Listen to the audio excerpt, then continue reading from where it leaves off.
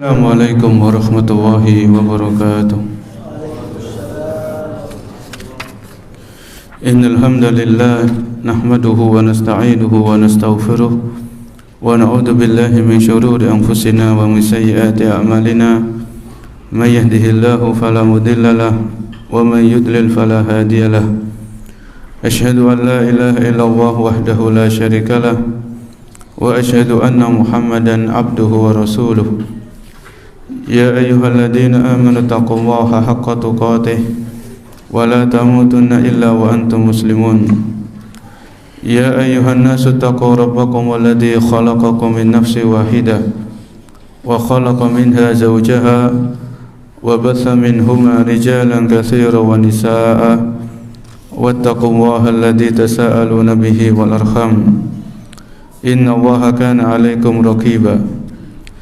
Ya ayyuhalladzina amanu taqullaha wa qulu qawlan sadida yuslih lakum a'malakum wa yaghfir lakum dhunubakum wa man yuti'illaha wa rasulahu faqad faza fawzan 'azima. Amma ba'du, fa in astaqal hadits kitabullah wa khairul huda hudan nabiyyi sallallahu alaihi wasallam wa syarrul umuri muhdatsatuha wa kullu muhdatsatin bid'ah wa kullu bid'atin dhalalah wa kullu dhalalatin finnar.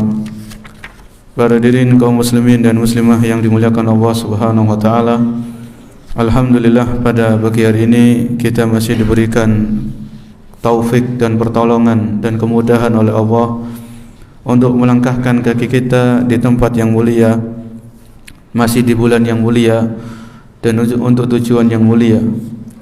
Kita melangkahkan kaki kita di salah satu rumah di antara rumah-rumah Allah Subhanahu wa taala, dan kita masih di dalam bulan yang mulia, yaitu bulan Al-Muharram, salah satu dari 4 bulan yang diistimewakan oleh Allah dan Rasulnya.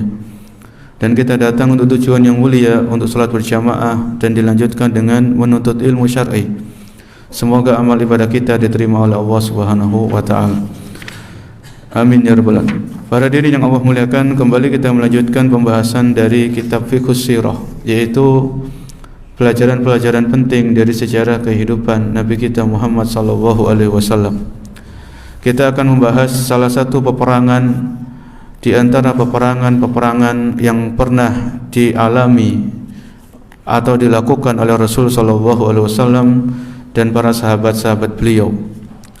Dan ketika kita mempelajari tentang peperangan, atau kalau bahasa Arabnya al-maghazi, jadi ada ghazwah, ada al-maghazi. Dulu para salaf itu mereka mempelajari peperangan-peperangan Nabi sebagaimana mereka mempelajari surat-surat dari Al-Quran. Jadi mereka sangat perhatian, sebagaimana para salaf itu perhatian terhadap Al-Quran, bagaimana tajwidnya, bagaimana menghafalnya, bagaimana mentadaburinya. Maka para salaf, orang-orang soleh zaman dahulu juga mereka sangat perhatian terhadap peperangan-peperangan yang pernah dilakukan oleh Nabi SAW, serta pelajaran-pelajaran penting yang bisa diambil dari peperangan tersebut. Ya, karena setiap peperangan sebagaimana yang sudah kita lewati, perang Badar, itu ada pelajaran-pelajaran penting darinya. Ada perang Uhud yang sudah kita baca bersama, ada pelajaran-pelajaran penting darinya. Maka peperangan kali ini adalah fi ghazwatil ahzab, yaitu perang Ahzab. Perang Ahzab. Ahzab itu jamak dari hizbun, yaitu kelompok-kelompok. Tentang perang Ahzab ini Allah ceritakan juga di dalam Al-Quran. Ada satu surat namanya surat apa? Surat Al-Ahzab, kan gitu ya. Di Al-Quran adalah surat Al-Ahzab. Itu kurang lebih Allah juga ceritakan beberapa potongan isi peperangan itu di surat tersebut, surat Al-Ahzab. Di sini penulis perang Ahzab ini juga disebut dengan perang Khandaq. Jadi ada yang menyebut ahli sejarah mengatakan perang Ahzab, ada juga perang Khandaq. Karena nanti di dalam peperangan ini akan Rasulullah dan para sahabat itu membuat Khandaq. Khandaq itu kayak parit kayak gitu. Itu di antara strategi perang. Wa tusamma ghazwatul Khandaq nisbatan ila Khandaq alladhi hafarahul muslimuna fiha. Ya. Perang Ahzab ini juga disebut dengan perang Khandaq karena dalam peperangan ini kaum muslimin, yaitu para sahabat, itu membuat parit. Parit ini dalam bahasa Arab namanya Khandaq. wa yal ghazwatul lati ibtalallahu fiha ibadahul mu'minina wa ba'asal iman fi qulubi awliya'il muttaqin. Ya, peperangan ini Allah benar-benar menguji orang-orang yang beriman, ya, yaitu para sahabat. Allah menguji para sahabat di perang Badar, di perang Uhud, termasuk di perang ini. Ya, karena nanti jumlahnya enggak berimbang. Jumlahnya pasukan musuh dengan pasukan kaum muslimin itu enggak berimbang, jauh beda. Maka di sini ujian yang sangat berat yang Allah timpakan kepada orang-orang beriman, yaitu para sahabat-sahabat Nabi radhiyallahu anhum ajma'in. Wa adhara ma kana yubdinuhu ahlun nifaq wa faddahahum wa fazza'ahum. Peperangan ini juga akan menyingkap jati diri orang-orang munafik. Ya, karena kita tahu para jemaah, orang-orang munafik ini munculnya itu adanya di kota Madinah. Di Mekah enggak ada orang-orang munafik. Ya. Imma kafir, imma beriman, itu di Mekah. Ketika Nabi dan para sahabat hijrah ke Madinah, mulai perang Badar, kemudian kaum muslimin menang, orang-orang munafik ini bermunculan. Mereka ini takut kepada kaum muslimin, mereka pura-pura masuk Islam. Mereka pura-pura, ya mereka bersyahadat, tapi hatinya isinya kemunafikan. Benci kepada Islam, benci kepada kaum muslimin, dan lain sebagainya. Ya, maka di perang Ahzab ini kata penulis, Allah Subhanahu wa taala akan menyingkap jati dirinya orang munafik itu kayak gimana, perilakunya mereka bagaimana, track recordnya bagaimana. Ya, summa anzalallahu tabaraka wa taala nasrahu wa nasra abdahu wa hazamal ahzaba wahda. Ya, kemudian nanti di akhir peperangan Allah akan menolong hamba-hambanya, Allah akan menghancurkan kelompok-kelompok musuh. Ya, wa hazamal ahzaba wahda. Allah akan menurunkan pertolongan, membantu orang-orang beriman. Ya, dan menyelamatkan mereka dari serangan-serangan musuh. Qala Ibnu Ishaq, seorang ahli sejarah namanya Ibnu Ishaq, beliau mengatakan kanat ghazwatul Khandaq fi Syawal sanata 5 minal hijrah. Perang Khandaq atau perang Ahzab ini terjadi di bulan Syawal tahun ke-5 Hijriah.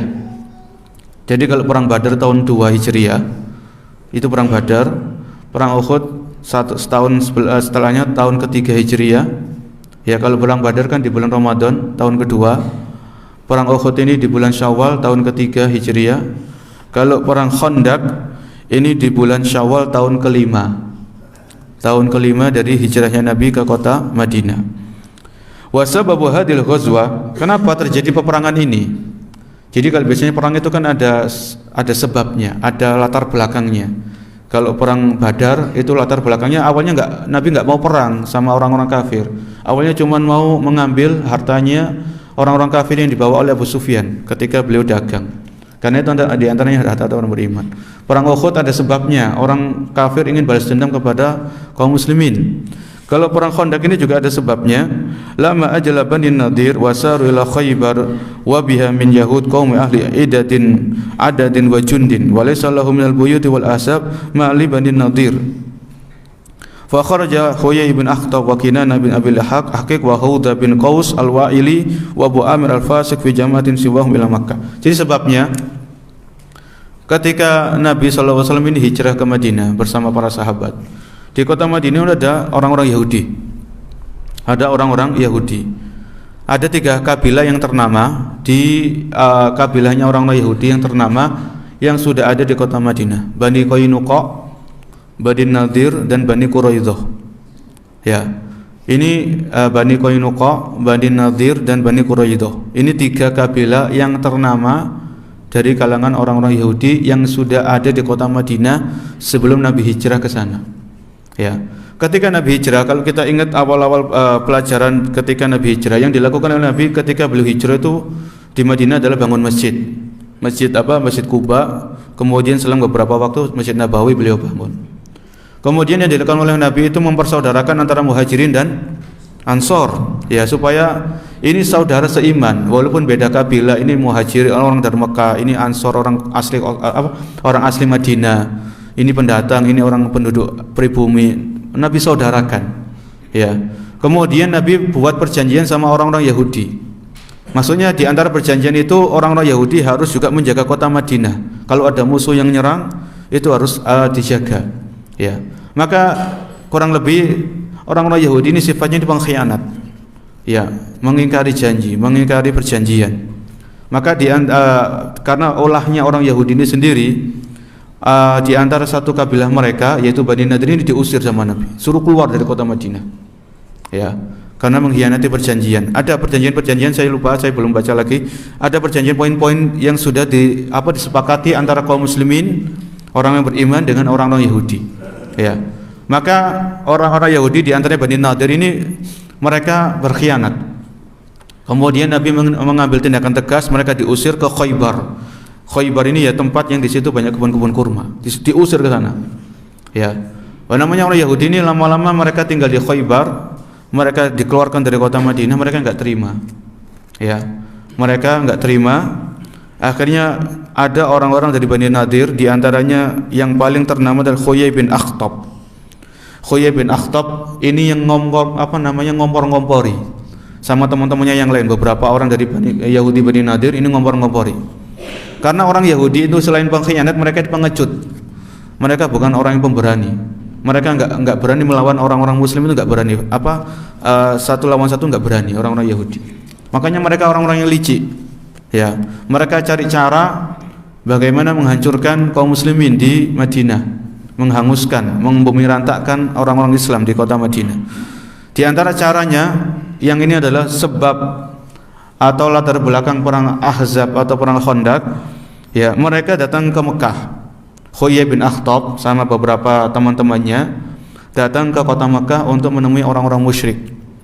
Ya, di antaranya Abu Sufyan. Waktu ini belum masuk Islam, Abu Sufyan, Khalid bin Walid dan sebagainya. Ya, yang belum masuk Islam. Mereka orang-orang Yahudi ini datang ke kota Mekah. Ya, fada'u Quraisyan wa atba'ahum ila harbi Rasulillah sallallahu alaihi wasallam. Ya.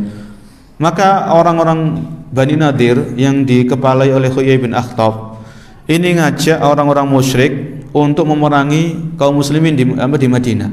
Ya. Jadi mengobarkan semangat perang lagi. Setelah perang Uhud itu agak redup. Ya mungkin ada perang-perang tapi perang-perang kecil-kecil gitu. Ya. Kemudian Huyai bin Akhtab ini mulai lagi mengorbankan semangatnya orang-orang musyrik untuk melawan orang-orang muslim, kaum muslimin, orang beriman, ya.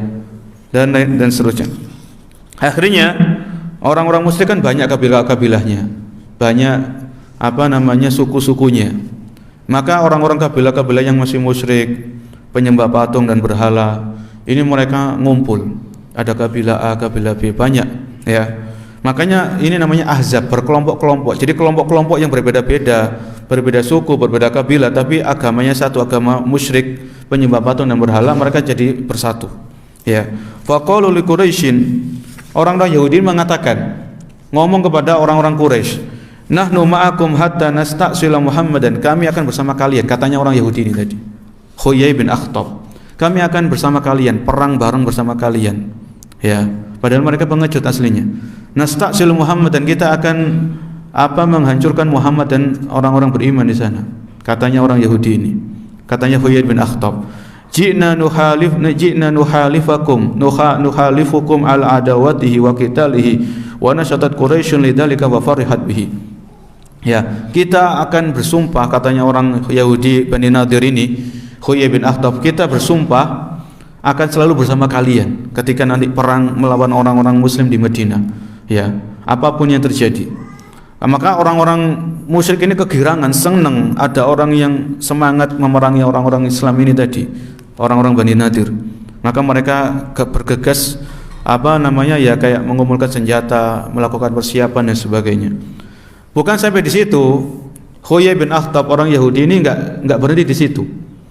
Orang-orang musyrik jumlahnya berapa? Ya, kalau mungkin sekitar 4.000-an orang-orang musyrik yang dikumpulkan sama orang Yahudi Bani Nadir, ini kurang lebih jumlahnya 4.000. Ini enggak puas.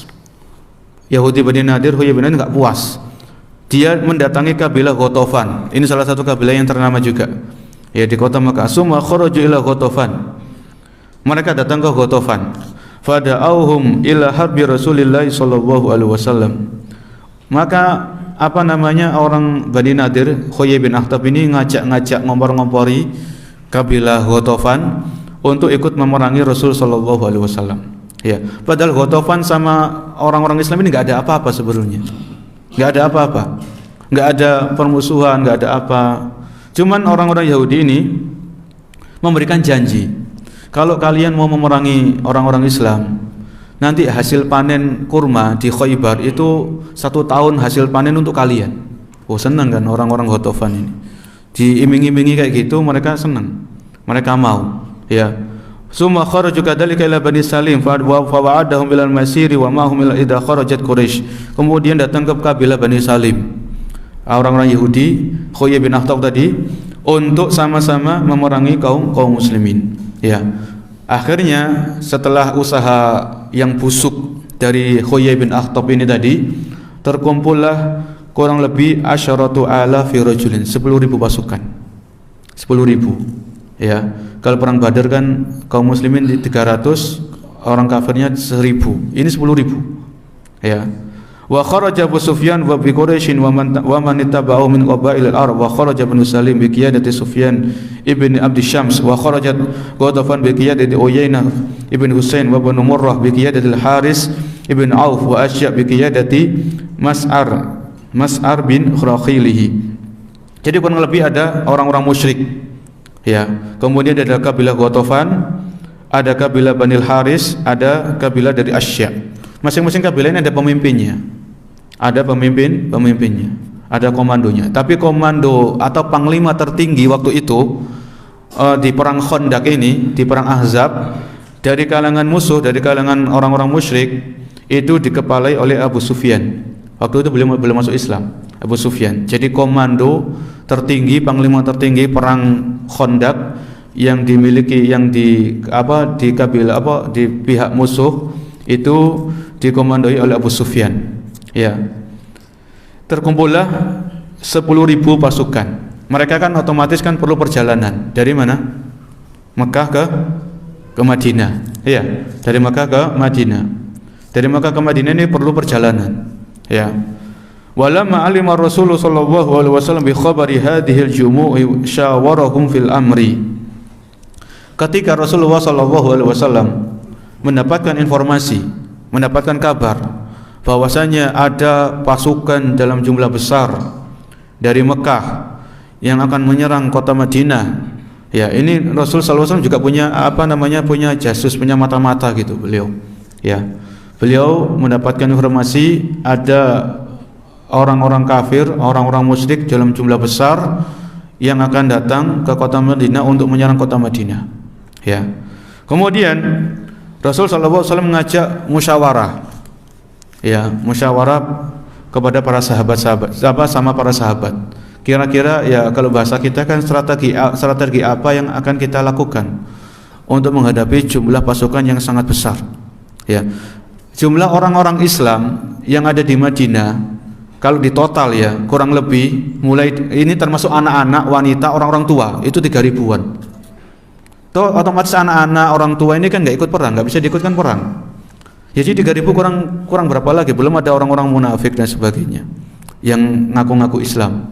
Ya, jadi memang kekuatan yang tidak sebanding sama sekali. Ya, makanya dalam hal ini Rasul sallallahu alaihi wasallam itu ngajak musyawarah sama para sahabat. Mungkin apa strategi yang cocok? Ya, sebagaimana dulu beliau ngajak musyawarah kepada para sahabat ketika perang Uhud. Ya, ada sahabat yang ngasih ide, kita tetap aja di Madinah. Nanti kalau mereka datang kita hujani dengan anak panah. Tapi ada sahabat yang ngajak, kita keluar aja, kita temui di luar Madinah. Ya, maka Nabi condong kepada ide yang kedua. Begitu pula kali ini, di antara hal yang sering dilakukan oleh Nabi sallallahu alaihi wasallam selama belum mendapatkan wahyu dari Allah Subhanahu wa taala adalah beliau mengajak musyawarah bersama para sahabat. Ya. Maka dalam di antara sahabat yang ikut musyawarah adalah Salman Al-Farisi radhiyallahu anhu. Ya. Fa asyara Salman Al-Farisi radhiyallahu anhu bil Khandaqi fa ajabahum dalika wa ahabbu sabata fil Madinah. Maka Salman Al-Farisi, beliau dari Persia, beliau ngasih ide bagaimana kalau kita membuat parit. Ya, karena di antara strategi perangnya orang-orang Persia kalau menghadapi musuh itu mereka membuat parit. Ya. Jadi ini kota Madinah, ini dikelilingi parit. Parit itu kayak lubang ya, yang sangat dalam. Mungkin sampai kilometer. Jadi dalam. digali sampai dalam. Jadi kalau kuda ini loncat itu nggak mungkin, pasti jatuh di situ. Ya, kalau pasukan mau lompat itu juga kesusahan, pasti jatuh, kewalahan. Maka ini salah satu strategi yang ditawarkan oleh Salman Al-Farisi. Ya, membuat khandak atau membuat parit. Ya, jadi nanti kaum muslimin menunggu saja di kota Madinah. Kalau nanti orang-orang musyrik itu datang, mereka akan kesulitan untuk menembus parit tersebut. Ya, kalau yang naik kuda nggak mungkin kudanya lompat. Kalau kuda mencolot kan, ya kan ada ukurannya kan, nggak mungkin sejauh-jauhnya gitu. Maka ini strategi. Fa'ajabahum dalika. Maka Rasul SAW memilih strategi ini. Karena memang strategi ini belum ada di kalangan bangsa Arab, itu belum ada. Strategi perang kayak gini, buat khandak, buat parit itu nggak ada. Ya, maka fa'amila Rasulullah sallallahu alaihi wasallam yauma idin al-khandak wa nadaban nas wa ja'ala al-muslimuna ya'maluna mustajilina yubadiruna qudumal aduwi alaihim wasta'alu min bani Quraidah alatan kasiratan min masahi wa karazin wa makatil lil khafri. Maka ketika itu juga Rasulullah sallallahu alaihi wasallam mengomandoi para sahabat untuk buat parit, ya, membuat lubang yang dalam dan jaraknya agak berjauhan. Ya, Rasulullah SAW dan para sahabat meminjam peralatan dari Bani Quraidah. Jadi waktu itu yang sudah diusir itu Bani Qainuqa sama Bani Nadir. Yang tinggal di Madinah cuma satu kabilah namanya Bani Quraidah. Masih dari juga orang-orang Yahudi. Rasulullah SAW minjam peralatan kayak cangkul, pokoknya macam-macam lah peralatan zaman itu untuk menggali tanah, ya, supaya jadi lubang. Dan itu bukan hal yang gampang, itu bukan hal yang mudah waktu itu. Disebutkan, ya, qala Syami wa rawa Tabrani bil isnad la ba'sa bihi an Amr bin Auf al-Muzani. Disebutkan dalam riwayat Tabrani dengan sanad yang, maksudnya la ba'sa bihi, sanadnya sanad yang bukan sanad yang lemah, tapi sanadnya enggak masalah. Anna Rasulullah sallallahu alaihi wasallam khattal khandaka min ajami syaikhaini tarfi bani Haris hatta balaghal bida wa faqata li kulli ashratin arba'ina dira'an. Maka sahabat-sahabat yang ikut membuat khandak, satu orang itu dikasih tugas untuk menggali sampai 10 hasta. 40 hasta. 40 hasta itu, satu hasta kan segini ya, mulai dari ujung jari tengah sampai siku namanya 1 hasta. Ya, jadi hitungannya dulu pakai hasta, pakai zira, namanya di bahasa Arab zira. Ya, jadi satu orang itu menggali kedalaman sampai 40 zira. Ya, dalam. Jadi cangkul. Kemudian jaraknya melebar juga 40 zira, ke bawah 40 zira, 40 hasta, ke sini juga 40 hasta. Kurang lebih sekian satu orang. Ya. Qala al-Waqidi wa kana al-khandaqu bitul qamati wa kana al-muhajirun wal ansar yanquluna ala ru'usihim al-makatil wa kanu idza rajau bil makatil jalu fiha al-hijar ya'tuna biha min qibali sila. La kanu yajalu turab min yalin Nabi sallallahu alaihi wasallam wa ashabuhu. Ya, jadi ini namanya para sahabat gotong royong. Ya, gotong royong, dia bawa batu, ada yang mecahkan batu, ada yang menggali, ya, dan lain sebagainya. Ini butuh waktu. Maka Nabi SAW terus memompa semangat para sahabat. Beliau juga ikut bikin khandak. Beliau juga ikut bikin parit. Jadi Nabi itu bukan hanya ngomong kemudian duduk-duduk lihat para sahabatnya kesusahan, kelelahan, tidak. Beliau ikut serta. Ya, beliau ikut serta, terjun di lapangan, bikin parit, bikin khandak, menyemangati para sahabat dan seterusnya. Karena ini musuh sudah jalan ini. Ya, kurang lebih kalau perjalanan dengan jalan kaki atau dengan onta atau yang semisalnya dari Mekah ke Madinah itu kurang lebih 6 harian. Maka ini kan perlu, kalau bahasa kita ini perlu ngebut. Ya, untuk bikin khandak ini perlu ngebut karena belum nggak ada alat-alat berat seperti zaman kita saat ini. Alatnya masih manual. Ya, walam yata'akhkhar 'anil amali fil khandaq ahadun minal muslimin wa kana Abu Bakr wa Umar radhiyallahu anhuma yanqulani turab fi siyabihima idza lam yajida makatil milal ajalah wa kana la yaftariqani fi amani wala masin wala manzil. Bahkan termasuk dua sahabat yang mulia, Khulafaur Rasyidin, Abu Bakar dan Umar, itu ikut juga bikin parit. Ya, mereka bawa pasir atau tanah itu dengan baju-baju mereka. Jadi kalau dulu kan mungkin nggak ada kresek atau karung gitu ya. Jadi tanah-tanahnya sudah digali, itu taruh di baju, dibawa minggir gitu, taruh di tempat yang sudah ditentukan. Ini sampai segitunya, ya. Mereka bersemangat dalam melakukan hal tersebut. Kemudian wa an Sahl bin Sa'd radhiyallahu anhu qala kunna ma'a Rasulillah sallallahu alaihi wasallam fil Khandaq. Dulu kata dari seorang sahabat namanya Sahl bin Sa'd radhiyallahu anhu. Beliau bercerita, dahulu kunna ma'a Rasulillah sallallahu alaihi wasallam fil Khandaq. Dulu kita bersama Nabi di perang Khandaq.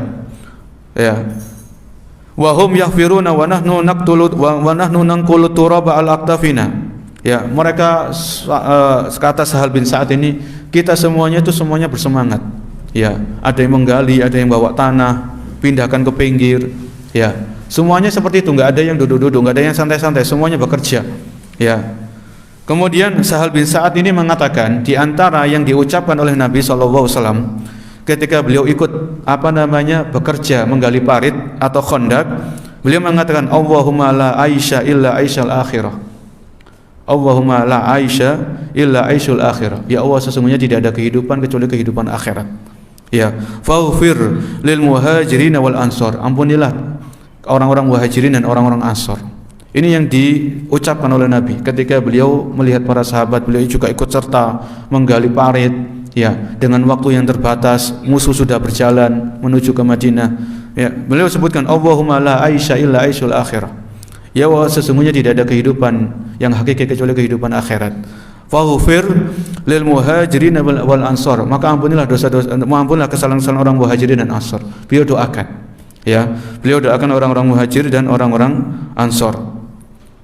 Kemudian ini diantaranya para ulama menyebutkan Allahumma la aisha illa aishal akhirah atau illa aishul akhirah, itu bisa kita ucapkan. Misalnya ya, kalau kita ditimpa musibah, kemudian kita ingat kehidupan dunia ini cuma sementara, kita ucap Allahumma la aisha illa aishul akhirah.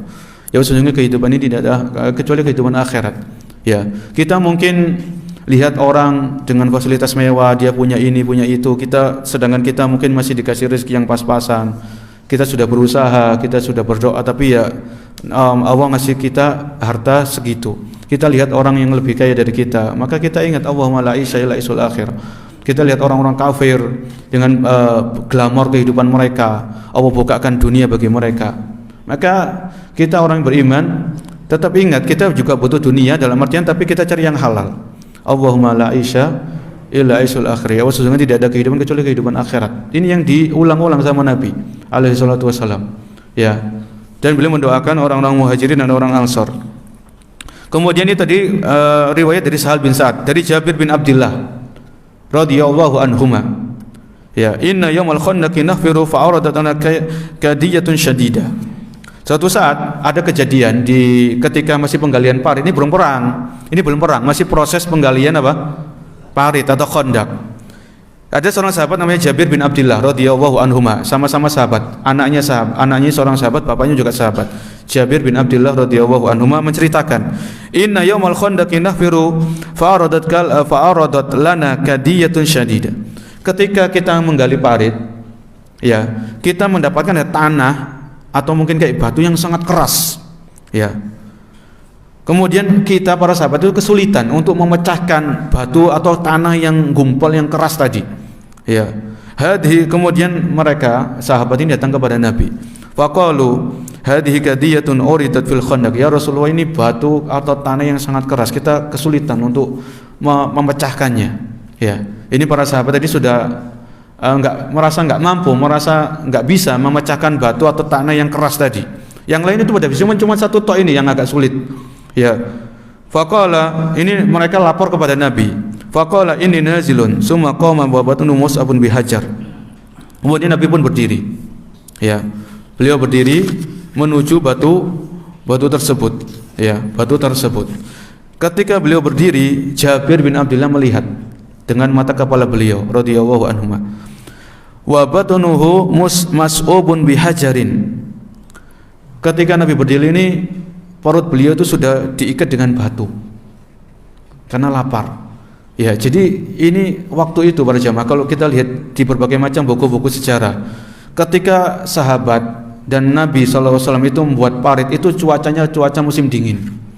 Kalau yang pernah umroh ke Madinah, kalau pernah umroh mampir ke kota Madinah di musim dingin sekitar bulan Desember, itu cuacanya sampai di bawah 10 derajat. Sampai mungkin 4, 5 sampai 8 derajat. Itu dingin. Dan dinginnya itu sampai masuk ke tulang-tulang. Jadi kalau kita pakai jaket yang tebal itu kadang mesti kerasa dingin. Itu bayangkan, jadi cuaca dingin, enggak ada suplai makanan, cuma ada air. Dan itu dialami 3 hari. Sahabat ini enggak ada suplai makan 3 hari. Mereka dengan kerja keras, ada deadline waktunya. Musuh sudah di hadapan mata, musuh sudah dalam perjalanan, enggak ada suplai makan 3 hari. Wa Jabir radhiyallahu anhu ini, Jabir bin Abdullah ini melihat ketika Nabi berdiri menuju batu yang keras tadi, yang sulit dipecahkan. Beliau melihat perutnya Nabi itu diikat dengan batu. Ya. Mas'ubun bihajarin. Apa kata Jabir? Wala bisna salasata ayyamin la naduku dawaqon. Kita selama 3 hari itu enggak merasakan mencicipi makanan. Ya, 3 hari. 3 hari 3 malam enggak ada makan. Kata ini Jabir bin Abdullah dalam riwayat Bukhari. Riwayat yang sahih. Ya. Jadi 3 hari 3 malam enggak ada makanan yang bisa masuk, cuman mungkin air dan sebagainya. Mereka harus kerja keras ya untuk membuat strategi yang ditawarkan oleh Salman Al-Farisi radhiyallahu anhu. Ya. Kemudian fa akhadha an-nabiy sallallahu alaihi wasallam al-wi wal fadaraba fil kidyah atau fil kadiyah fa ada kasiban uhayla wa uhaim wa qultu ya Rasulullah idin li ilal bait. Kemudian Rasul sallallahu alaihi wasallam menuju ke batu tersebut. Ya. Kemudian apa yang dilakukan? Fa daraba darbatan fa qasa Rasul. Kemudian Nabi pukul. Ya, Allahu Akbar. Beliau sebutkan Allahu Akbar. Pukulan yang pertama. Ya. Ketika setelah itu u'titu mafatihasy Syam wa wahi inni la ubsiru qusurahal khumur sa'ah. Ketika Nabi memukul batu yang keras yang para sahabat itu sudah angkat tangan untuk bisa memecahkan batu tersebut. Ini di antara mukjizat yang Allah tampakkan di dalam diri Rasul sallallahu alaihi wasallam. Beliau pukulan yang pertama Allahu Akbar. Demi Allah, ya, aku akan diberikan kunci-kunci negeri Syam. Makanya negeri Syam ini akan ditaklukkan oleh kaum muslimin suatu saat nanti. Aku sudah melihat istana-istana mereka yang berwarna merah. Ini pukulan yang pertama Nabi mengatakan seperti itu. Summa daraba tsaniyah. Kemudian Nabi pukul lagi. Ya, Allahu Akbar. U'titu mafatihah Faris wa wahi inilah ubsuru qasal madain al-abiyat. Demi Allah. Kemudian di dalam pukulan yang kedua setelah mengucapkan takbir, Nabi mengucapkan aku akan dibukakan oleh Allah pintu-pintunya Persia. Maksudnya negara Persia ini akan ditaklukkan oleh kaum muslimin. Ya, ini yang kedua. Pukulan yang ketiga, beliau mengucapkan bismillah Allahu Akbar faqata baqiyatal hajar.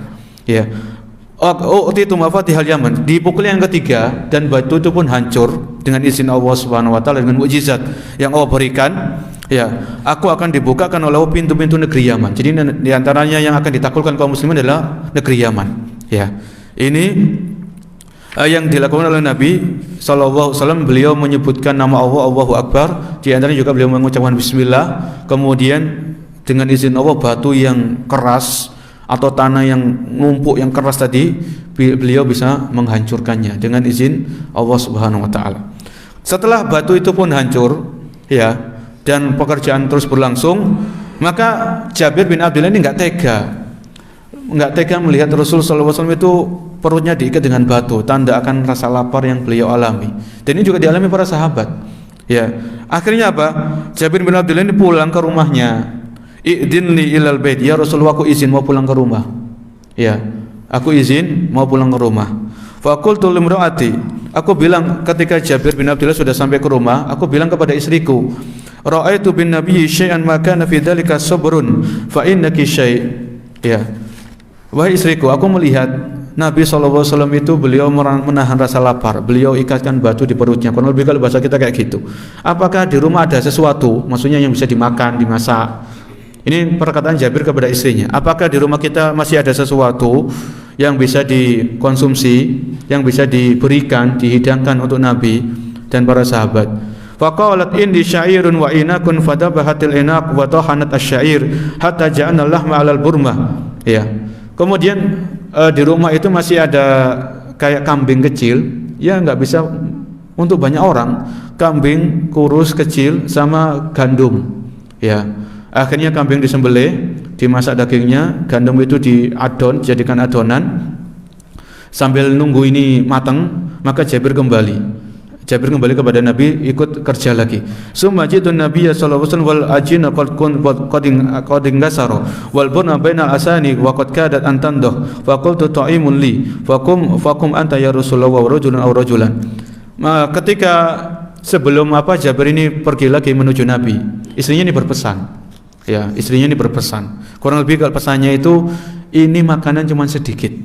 Ya, enggak bisa mencukupi banyak orang, karena istrinya tahu yang ikut menggali para itu kan banyak jumlahnya, ya 1000 lebih, ya makanya istrinya berpesan, nanti kalau kamu ngundang jangan diundang semua orang, diundang ya Nabi dan beberapa sahabat yang memang kira-kira makanan ini cukup, ya ini pesannya Jabir, istrinya Jabir kepada suaminya, jangan kau membuat kita malu di hadapan banyak orang, ini makanan dikit tapi yang diundang kok banyak, kayak gitu.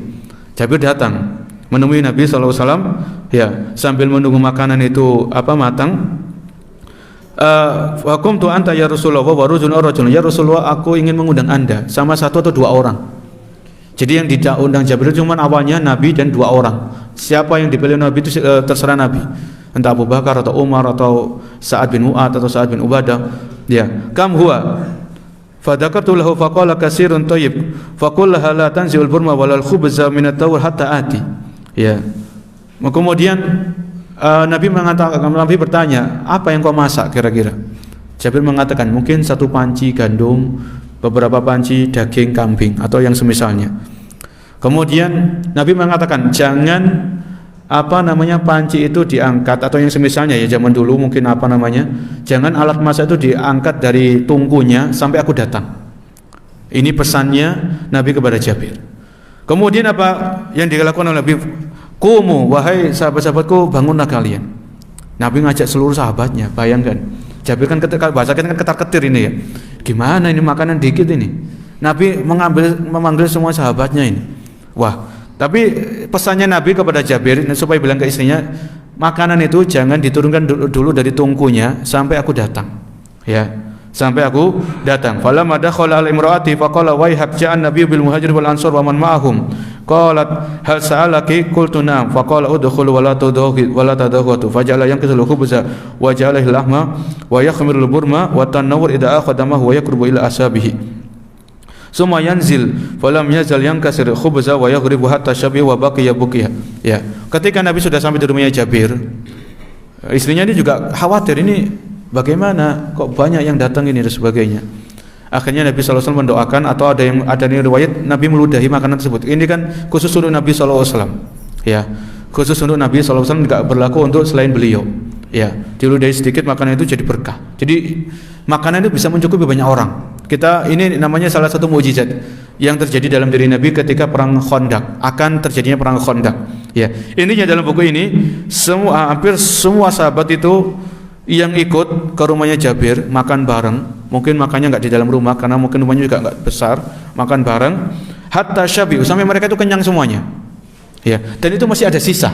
Bayangkan, masih ada sisa makanan. Ya, ini Allah turunkan keberkahan, Allah turunkan mukjizat melalui diri Nabi SAW. Makanan yang asalnya sedikit, yang Jabir sama istri beliau itu juga khawatir, ketar-ketir, ini banyak yang datang, makanan khawatir enggak cukup, tapi Allah jadikan cukup semuanya. Ya, quli wa uhdi fa innan nasa asabatu maja'ah. Ya, maka Nabi berpesan kepada istrinya Jabir, makanlah kamu juga ikut makan. Ya, dari makanan yang kamu masak, kemudian hadiahkan kepada orang-orang, karena ini orang-orang pada kelaparan. Jadi Nabi dan para sahabat sudah makan kenyang, masih ada sisa. Istrinya Jabir disuruh makan, kalau masih ada sisa suruh menghadiahkan, karena manusia rata-rata pada waktu itu memang pada kelaparan. Ya, wa ruwiya fi riwayatin ukhra li Bukhari anna dadahum alfun. Disebutkan dalam riwayat Bukhari dan yang lainnya, yang ikut makan waktu itu 1000 orang. Ya, 1000 sahabat. Ya, itu pun masih sisa, masih bisa dimakan sama keluarganya Jabir radhiyallahu anhuma, sama juga bisa dihadiahkan. Ya. Kemudian di sini disebutkan waqala al-Barra, ya, lamma kana yaumul ahzab wa khandaq Rasulullah sallallahu alaihi wasallam yanqulu min at-turab bil khandaq hatta rawa an at-turab jaldata batni wa kana katsiru sya'ri fa samituhu yartajizu bi kalimati rawaha wa huwa yanqulu turab. Ya, ketika Nabi ini masih dalam pekerjaan, menggali parit bersama para sahabat. Ya, ada seorang sahabat namanya Barra bin Azib radhiyallahu anhu. Barra bin Azib ini ketika melihat Nabi itu bekerja, ngangkat tanah, macul gitu ya, membuat parit, itu rida, kan ada rida, ada selendang beliau itu tersingkap. Di antara kalau kita baca kitab Syama'il Muhammadiyah, Syama'il Muhammadiyah ini sebuah kitab punya Imam Tirmizi yang menceritakan tentang ciri-ciri fisik Nabi. Ya, di antara ciri-ciri fisik Nabi itu ketika di dada beliau itu ada rambut-rambut yang tumbuh. Ya, Barra bin Azib ketika melihat Nabi itu bekerja, gali parit, gali khandak, itu saking banyak debu yang berterbangan sampai rambut-rambut yang ada di dada beliau itu ketutupan sama debu. Karena memang harus kerja keras. Ya, untuk menyelesaikan parit ini kurang lebih 5 sampai 6 hari sebelum kedatangan orang-orang musyrik dan orang-orang Yahudi yang ngompor-ngompori tadi. Ya. Ketika itu Barra bin Azib mendengar, kalau tadi Sahal bin Sa'ad ya, itu mendengar Nabi mengucapkan Allahumma la aisha illa aisyul akhirah. Allahumma ighfir lil muhajirin wal ansar. Ini yang didengarkan oleh Sahal bin Sa'ad. Kalau ini beda lagi yang didengarkan oleh Barra bin Azib. Ketika Nabi bekerja, beliau mengatakan, wallahi laula anta mahtadaina. Ya Allah, kalau bukan karena engkau kita enggak bisa mendapatkan petunjuk. Wala tasaddaqna. Kalau bukan karena engkau ya Allah kita enggak bisa bersedekah. Wala shallaina. Kalau bukan karena engkau ya Allah kita enggak mungkin bisa salat. Fa anzil sakinatan alaina. Ya Allah, turunkanlah ketenangan dalam hati-hati kami. Ini yang diminta oleh Nabi sambil beliau bekerja. Wasabbitil aqdam in laqaina, dan kuatkanlah kaki-kaki kami ketika kami bertemu sama musuh. Innal aula qad baghaw alaina, sesungguhnya mereka telah berbuat zalim kepada kita. Wa in aradu fitnatan abaina, kalau mereka berbuat kemusyrikan itu yang kita tolak. Ya. Jadi Nabi sambil beliau bekerja, maka beliau berdoa kepada Allah Subhanahu wa taala, minta pertolongan, minta keteguhan hati. Ya, minta ketenangan, karena kalau seseorang ketemu musuh kemudian dalam hati sudah ada ketakutan, itu kan sudah merugikan sendiri kan. Maka Rasul minta ketenangan. Fa anzil alaina sakinatan alaina. Ya Allah, turunkanlah ketenangan dalam hati-hati kami, ya. Maksudnya hati beliau dan hatinya para sahabat. Ya, wasabbit al-aqdam, dan berikanlah keteguhan kepada kami, pasukan-pasukan kami. Ya, supaya enggak lari, lihat musuh banyak kemudian lari. Rasul minta keteguhan. Ya, summa yamudu sautahu bi akhiriha. Ya, ketika selesai parit itu dibuat ya dengan agak jauh, jaraknya jauh dan mendalam. Orang-orang musyrik ini datang, mereka kaget ada strategi baru yang diterapkan oleh kaum muslimin di Madinah. Yang ini enggak ada di kakek nenek moyang mereka, bangsa Arab enggak ada kayak gitu. Dan ini enggak ada di benak mereka. Jadi orang-orang musyrik yang dipimpin sama Abu Sufyan ketika beliau masih kafir, itu datang ke kota Madinah sampai mereka kebingungan. Bagaimana bisa menembus atau menerobos parit yang begitu lebar dan mendalam. Ya. Ketika lihat 10.000 orang ini ya datang, maka orang yang beriman itu Allah ceritakan, nanti bisa dicek di surat Al-Ahzab ya, surat Al-Ahzab ayat ke-22. Allah berfirman menceritakan kejadian ini. Ini kan 10.000 orang sudah datang ini di hadapan mata. Walaupun dipisahkan dengan parit, tapi kan masih kelihatan kan? Masih kelihatan. Ya, dari jauh kelihatan. Apa yang Allah firmankan menceritakan tentang peperang ini? Walamma ra'al mu'minuna al-ahzab. Ya, ketika orang yang beriman, walamma ra'al mu'minuna al-ahzaba, ketika orang yang beriman melihat pasukan-pasukan yang berkelompok-kelompok tadi, qalu, orang yang beriman mengatakan, qalu hadza ma wa'adana Allahu wa rasuluh, inilah yang dijanjikan oleh Allah dan Rasulnya. Ya, wa sadaqallahu wa rasuluh, dan maha benar Allah dan Rasulnya. Wa ma zadahum illa imana wa taslima. Ya, ketika musuh 10.000 tadi sudah di hadapan mata, wa ma zadahum illa imanan wa taslima. Hal itu tidak menambahkan mereka kecuali keimanan dan berserah diri kepada Allah Subhanahu wa taala. Ya, doa sudah, usaha bikin parit sudah. Ya sudah, tinggal nanti apa yang Allah takdirkan, apa yang terjadi, mereka berserah diri sama Allah Subhanahu wa taala. Ini orang beriman kayak gitu. Doa itu nomor 1 kan begitu. Usaha sudah, strategi sudah dijalankan, parit khandak sudah dibuat. Tinggal tawakal. Apa yang bisa dilakukan, semuanya hasilnya diserahkan kepada Allah Subhanahu wa taala. Ya. Falamma balagha Rasulullah sallallahu alaihi wasallam, ya. Kemudian di sini wa nazala amama sila fajala khalfa dhahri wal khandaq amamahu. Akhirnya orang-orang Quraisy, orang-orang musyrik ini bingung mau ngapain. Ya.